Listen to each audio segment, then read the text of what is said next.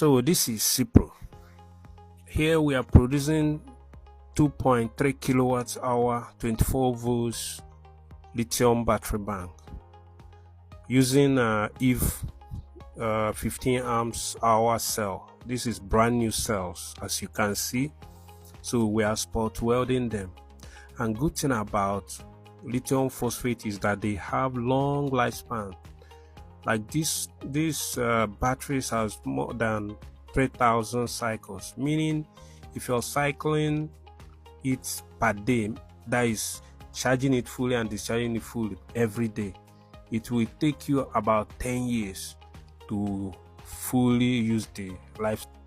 And when they say life cycle, it doesn't mean the battery will die. The battery will still have 80% of the original capacity, but you must have a good BMS that is set properly for it to last that long.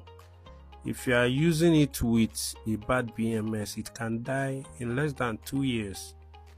So it will have a short life, but we ensure that our BMS are good ones, and we ensure we use brand new cells, because even used cells with good BMS can still give you above 5 years.